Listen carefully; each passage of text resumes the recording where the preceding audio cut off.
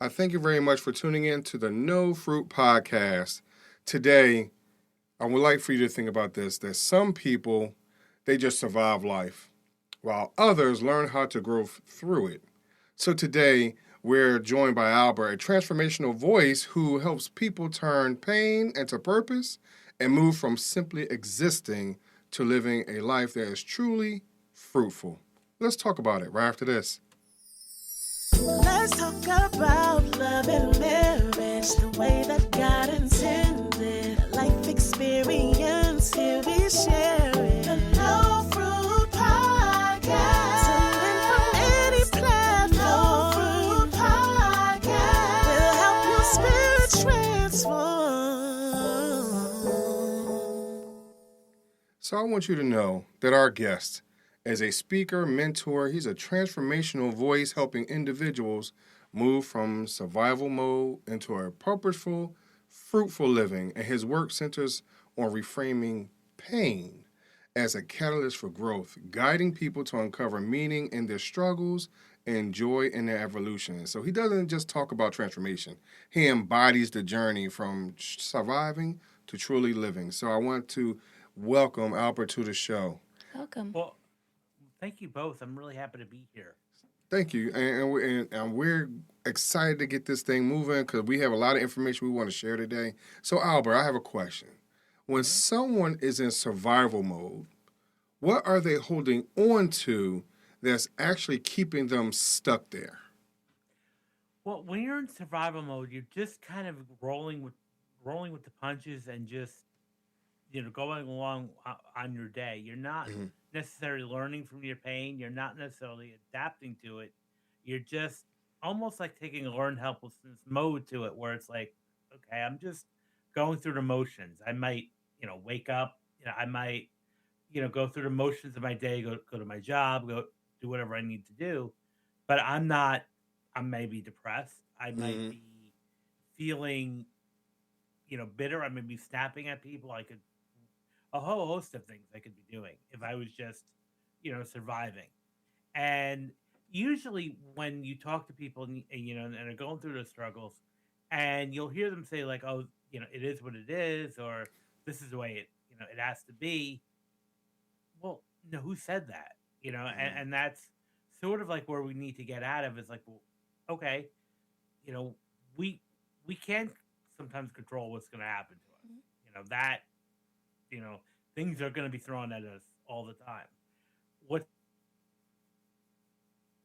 So sometimes when those things are thrown to us or at us, sometimes we don't know how to pivot. Mm-hmm. Because we may not have the right role models in front of us, or some people say, "Hey, you know what? You focus on this one thing, finish this one thing." Because I've experienced that in my own family situations, and so sometimes we don't know how to adjust or pivot in a moment's notice because we we just don't know. We haven't been taught it. We haven't seen it. No one has shown us a real healthy way of doing that. Also, so how do we know how to adjust in moments like that? well, this is why we could definitely benefit from mentors and definitely benefit from a coach, a spiritual advisor, or whatever somebody wants to use, and someone that's been through it, And this is why, again, support. We're as we as human beings are meant to survive, in a tribe.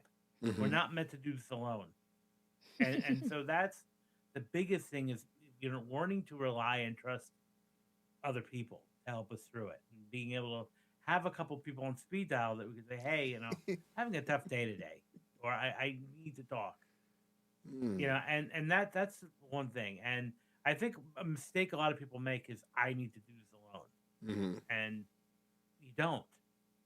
And so that would be the biggest thing is doing this, and it's okay. You not may not know exactly how to get through it when you're in the throes of it or in the immediate of an incident or obstacle happening. You may not know the exact path forward right now, and that's okay.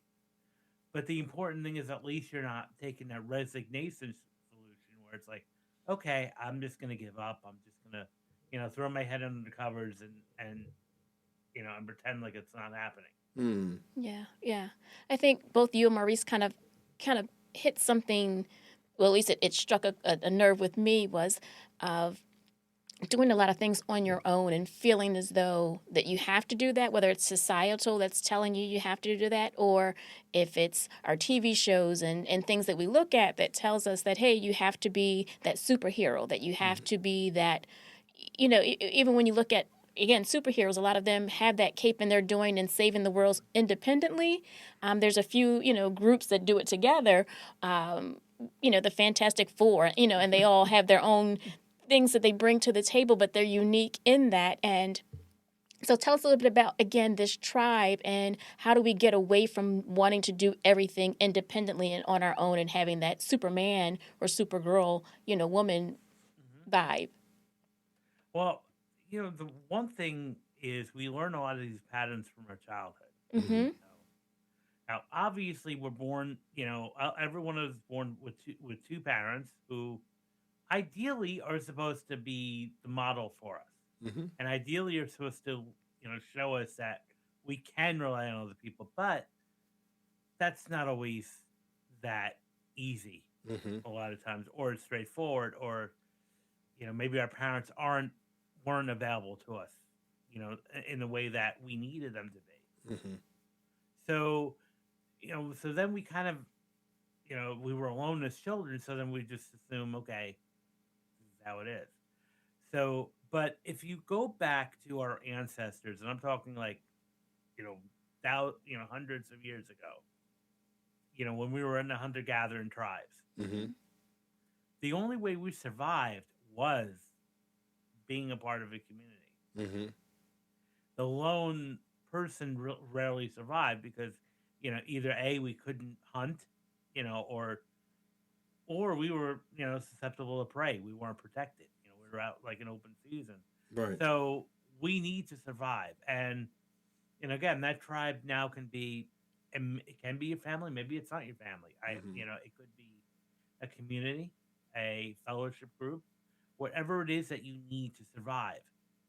But the important thing is that we should be able to and need to rely on other people too, not just do it alone. And, a lot of times, again, because we're so conditioned to do it alone, again, depending on what type of childhood you had, it's important to kind of break through that. And, this is where I, just tell people, look, even if you just pick up the phone and just reach out and have a conversation, maybe not exactly at the moment of what you're going through if you're not comfortable yet, but just knowing that other people are there. And the same thing goes if you know someone who's struggling, is, okay, you shouldn't impose, but at the same time, pick up the phone. Hey, how you doing? Just simply, how are you doing? Right. And then you let them, kind of dictate whether they're going to disclose or not. But the important thing is we need people, and we're social animals. And, one of the things we saw, and this reminds me of something during the COVID pandemic, when we were all kind of on lockdown mode and sort of like staying at home. While I understand that message was there to protect us and keep us safe, but we also saw a rise in substance abuse, depression, anxiety. And part of that, I believe, was due to deprivation of contact. And yes, we had Zoom. Yes, we had social media, which thankfully, at least that got us through that. Right. But it's not the same. Right. It's not the same as actually having a genuine, physical, connection. So I want to touch on that tribe vibe, real quick. If you talk about the tribe and them in their hunting mode, right? They're out there, and a lot of that comes down to trust, right? Yes. And but within that comes a hierarchy as well. Everyone understands what their job is, and so I trust that you're going to do your job. I trust that you're going to execute it to the best of your ability. Also, within that comes let's say we're doing antelope or deer or something, right? And the way they run, they don't always run in a straight line. They're jumping around, whatever it is. So even in those moments, you have to be able to pivot a little bit. You have to be able to adjust, understanding what your position is in that moment, and understand that you do have backup behind you one way or another. And I think sometimes we don't believe that we have the backup. We don't believe in that person right next to us that they're going to execute their job 100%, because of, like you're stating, in all reality, the family dynamic or the family structure has kind of fallen a little bit. It's broken up a little bit, especially in this Western culture space, so how do we adjust to that, of building that back up, especially if we don't have to, the appearance is that we don't need another person to get to another level in life, to put food on our table, to, have entertainment or whatever it is, because in those communities, they gather around the fire, told jokes and, laugh and told stories, so those basic things, as you're speaking of, has also broken down over the years. So how do we rekindle that fire, pun intended, if we have lost it because of societal challenges, the inflation or whatever it might be? Yeah. Well, there's definitely been the erosion of the nuclear family. We kind of saw that over the past, several decades. The important thing is sort of like having conversations like this, where it's like, okay, at least in my generation, the buck stops here. So when I'm having my family, I'm going to set the example, Mm-hmm. because we live in really pretty much the examples that we learned. We learned Right. from our parents, we learned from our grandparents. So maybe we're the ones now that have to set the example for the generation that are going to come after us. So by modeling that, we're okay, family time, mandatory, meals together, a no electronic zone for a little while. Mm. Because now that's another thing. We're so addicted to our cell phones, our tablets, our computers, that we're missing that. So maybe having a policy where it's like, okay, you're at the dinner table, you're at the there's a family time hour, there's no phones at the table, and start instituting policies like that. But we can start small in our communities and model it ourselves, because that's really what's going to boil down to, is for us being able to model it on our own. Mm-hmm. Mm-hmm. And I think there's a breakdown in that, because a lot of times we feel inferior because of the hierarchy. Do as I say, not as you see, and whatever those little quirks might be in a family dynamic, right? And because we have, and so now we haven't seen it, we don't see the model.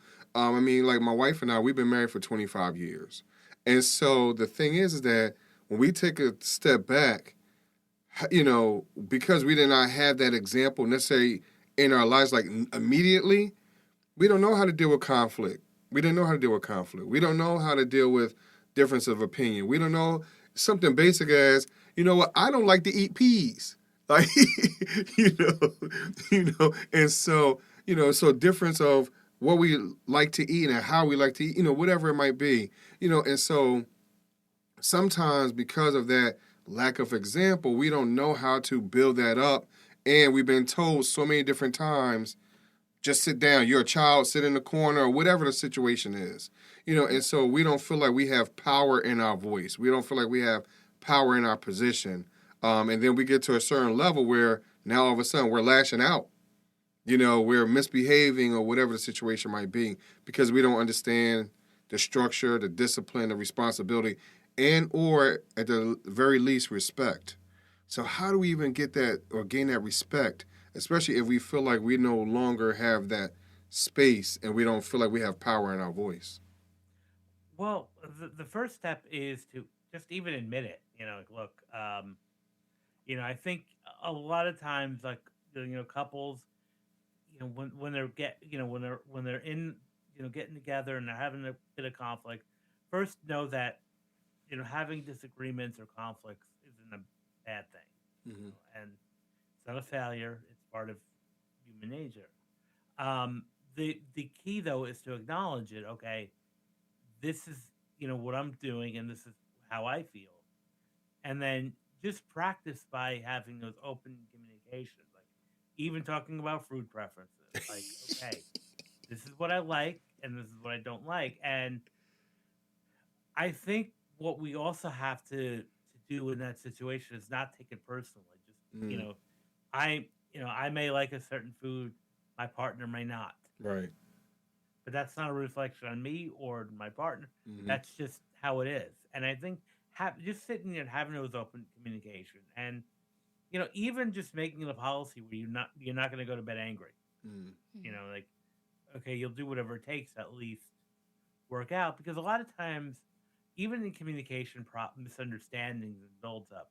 A lot of times, people just put it to rest, like I'm not going to deal with it right now, Right. and then they just keep putting it behind, and then it just builds and builds and builds, and that's why you see these, couples divorcing, because there's a lot of resentment that's building up and building and building instead of dealing with it at the moment.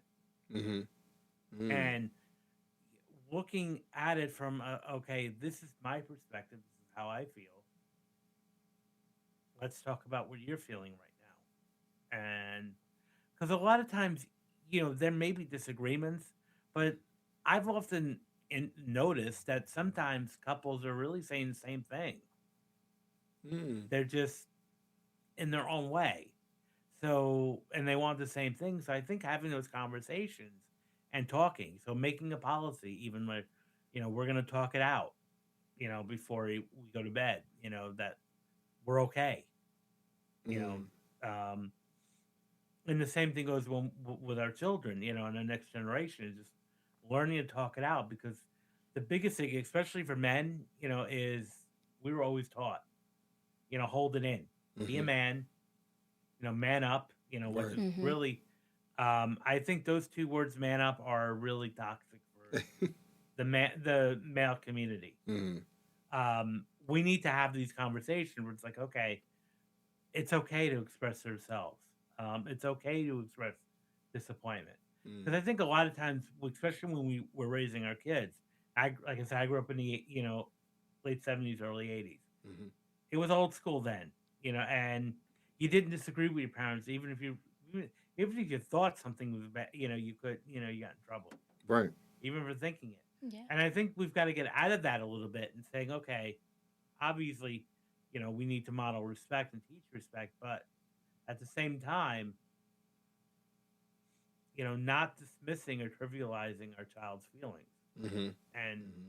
saying, okay, yes, you're mad about this. Well, let's talk about it, and then, having conversation about it. And I think we model that at an early age. We then can teach, these people on how to reach out to people and how to talk to people. Mm. I think what you just said there was a lot. Just how to talk to people, how to communicate.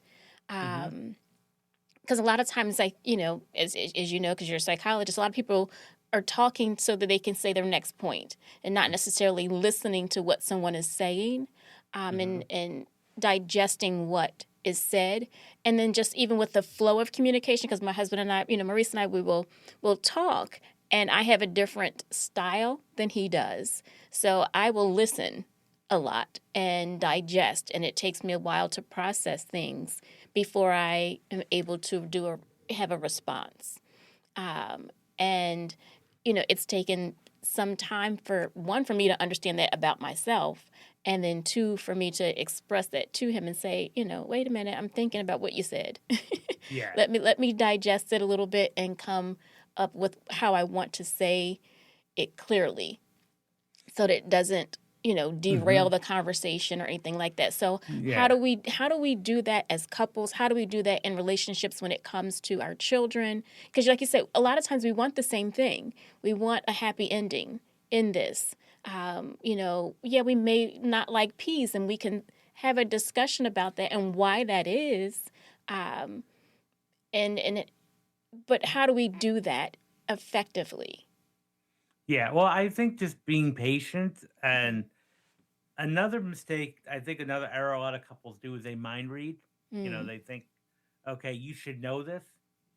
And, for example, maybe, as one of you might feel sentimental at anniversary, for Mm-hmm. instance.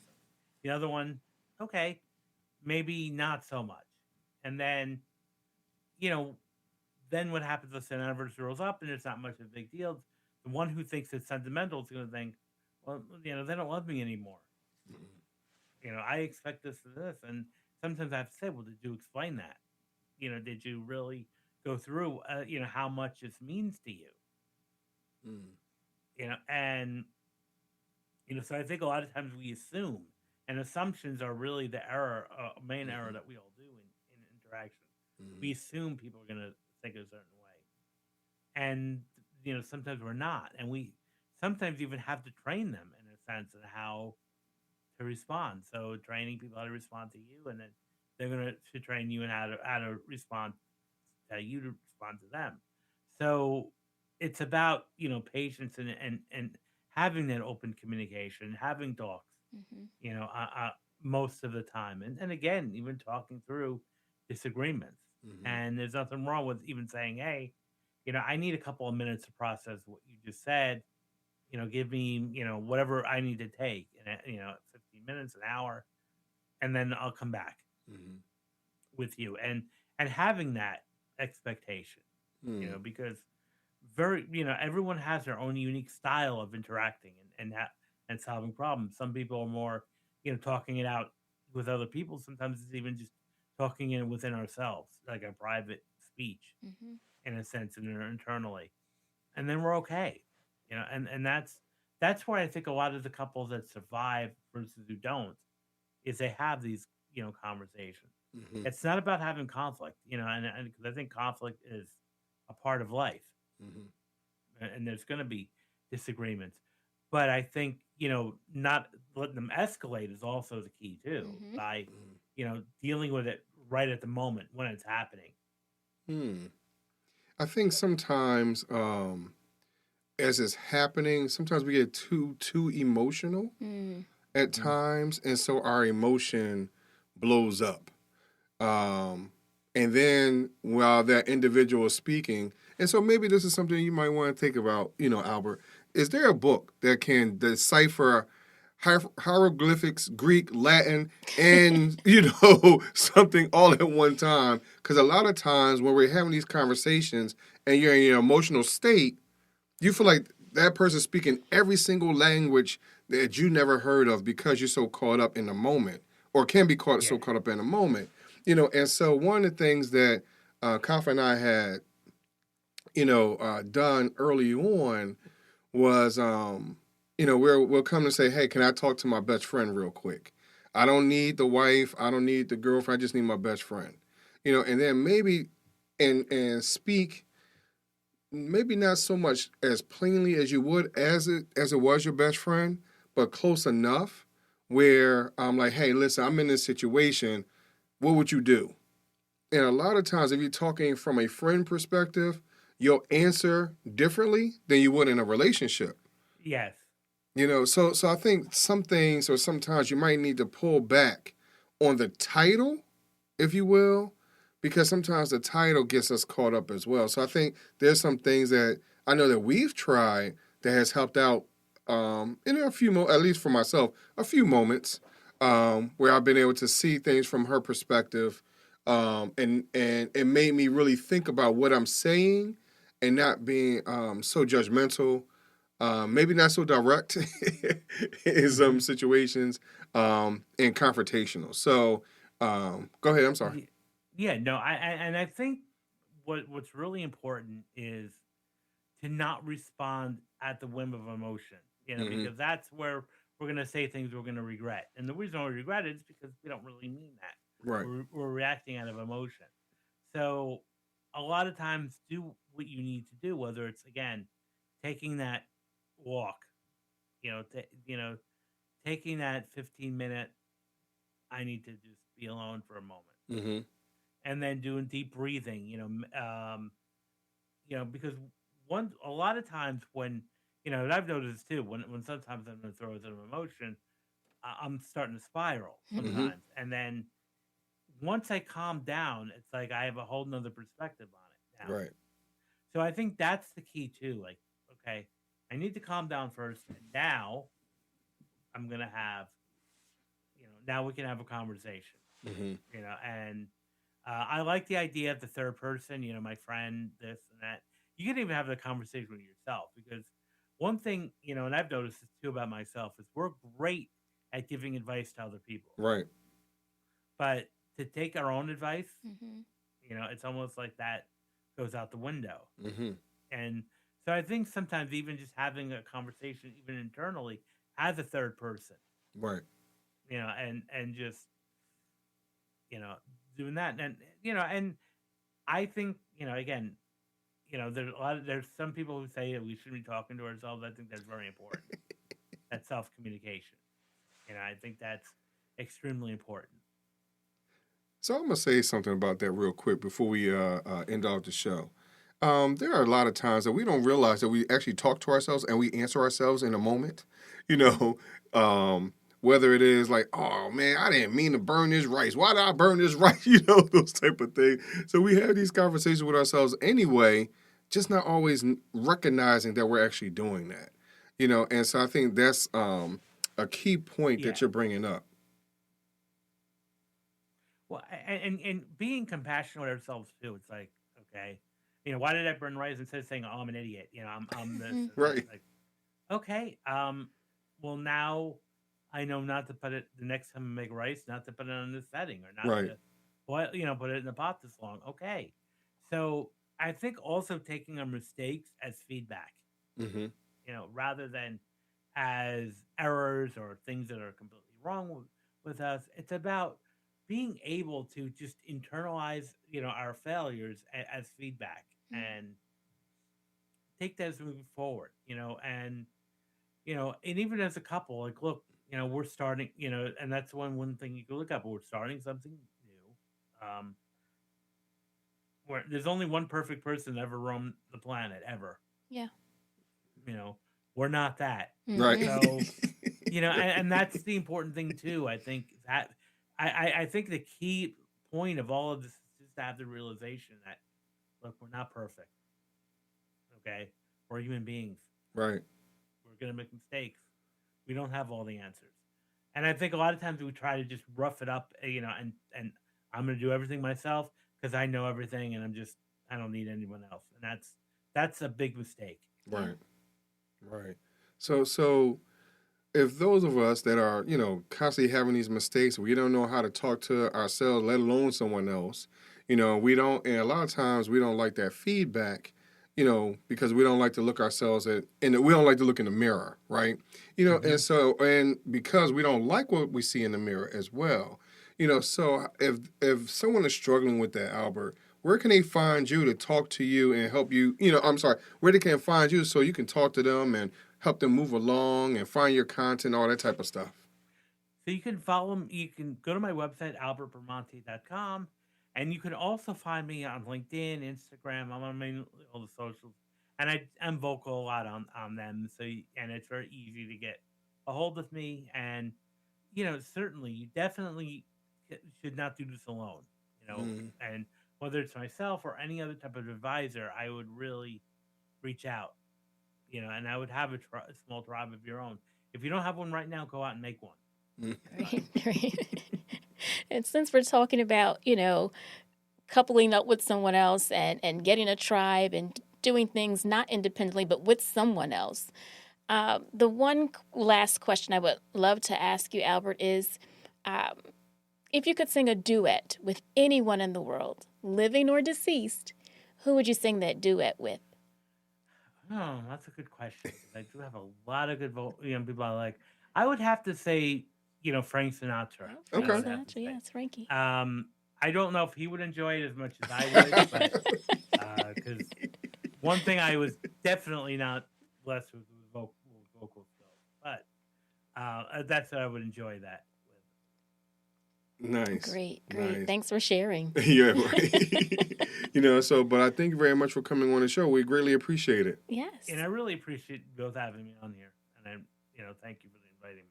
Oh, yeah, no problem, no problem. And for those of you that are listening today, before we sign all the way off, I would like for you to identify one area where you've just been surviving and take one intentional step towards growth this week. And ask yourself honestly, am I really holding on to the pain? Am I holding on to my childhood traumas or whatever it is? Or am I actually learning from it moving forward? I thank you very much for listening today, and we'll talk to you just a little bit later.